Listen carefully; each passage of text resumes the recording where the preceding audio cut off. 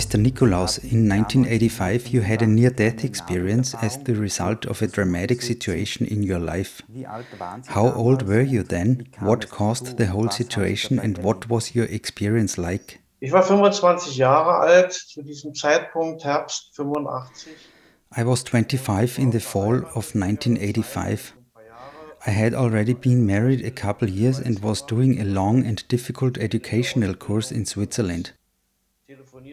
On one day, while I was talking to my wife on the phone, I noticed that something was different in her voice. It was immediately clear to me that something was off, so I got in my car and drove 600 miles home to find out what was going on.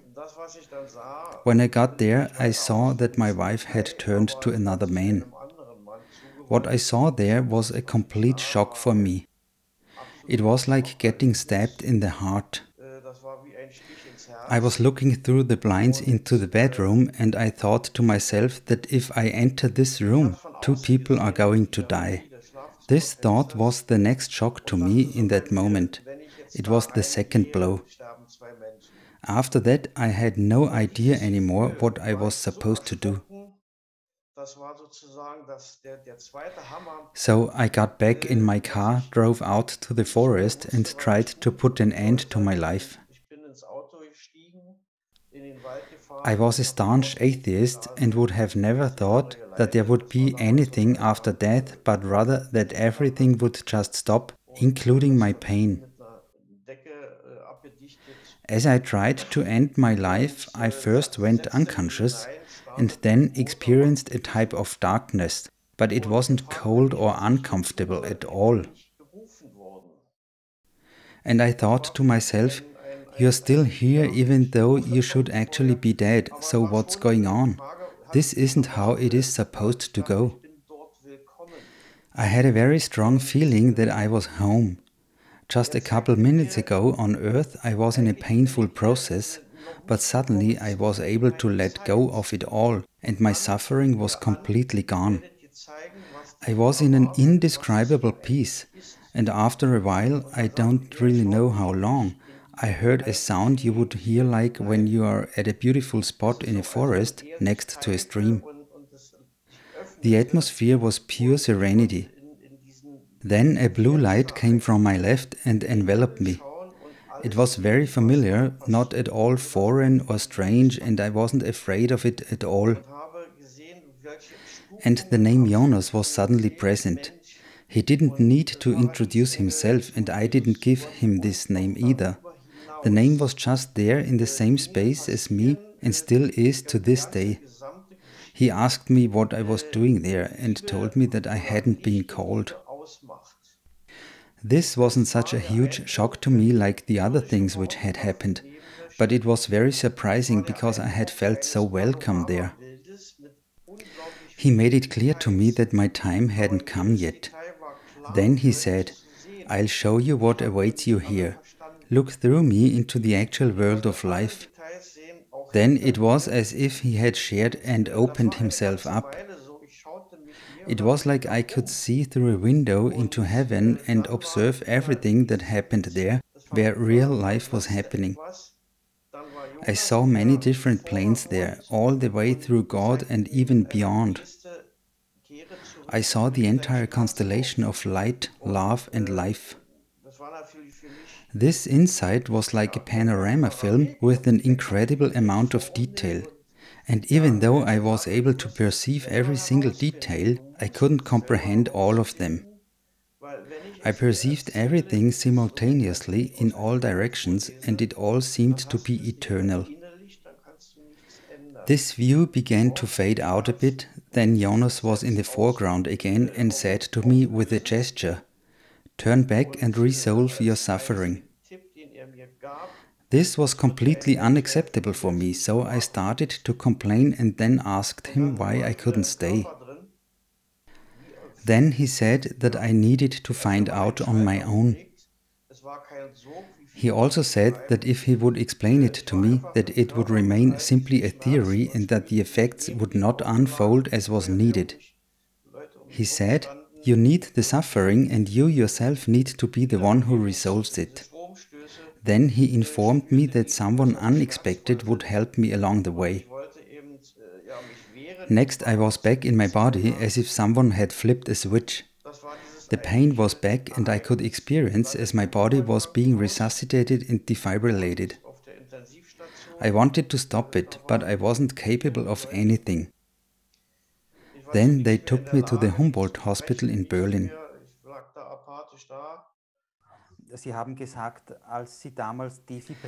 When they were trying to defibrillate you, why did you want to stop it? Because it was painful or because you wanted to stay in that other world? Weil das so schmerzhaft war oder weil sie lieber wieder in diesem Jenseits sein wollten? Beides. Both. I wanted to stay in the other world because there was no pain there and because I felt well there. It was warm and like breathing freely on a beautiful spring meadow, but it is actually indescribable.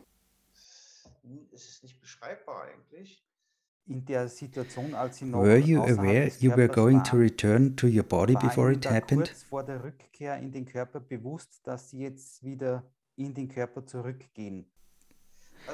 Well, I wanted to go further into the other world, but there was constantly this feeling as if there was a type of a threshold there. I wanted to pass over the threshold, but it was like I was strapped down.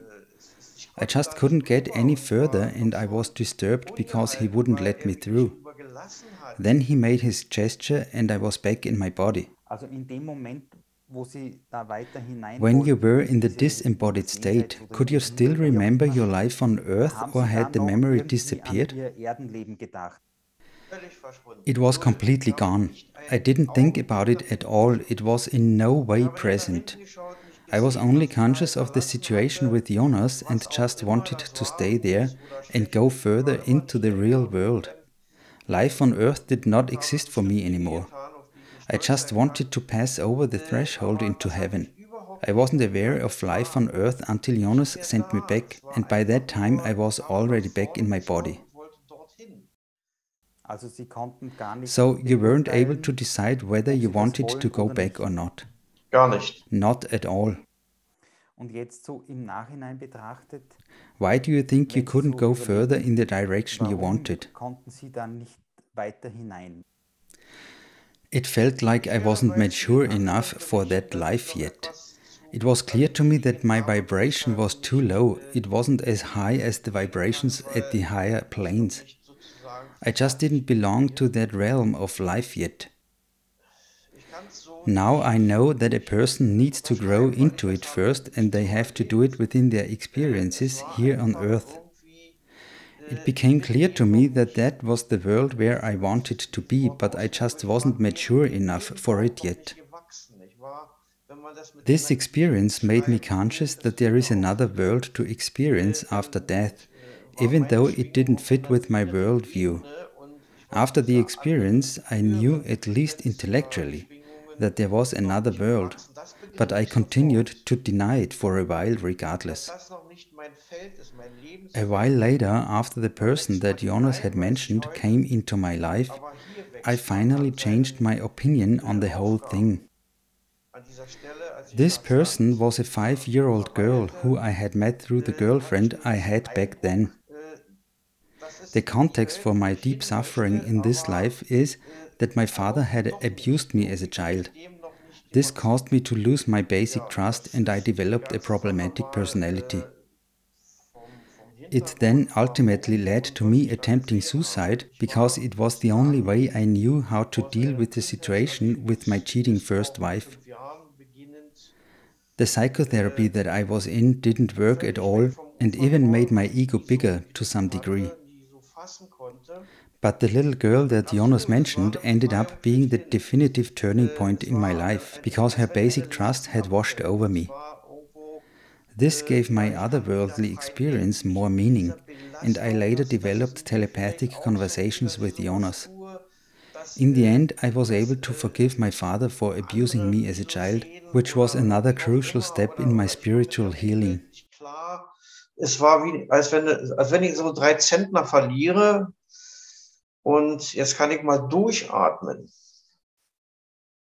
Und Jonas sagte mir im Nachgang dann, ich befreie nicht nur mein Herz, sondern das meines Vaters auch.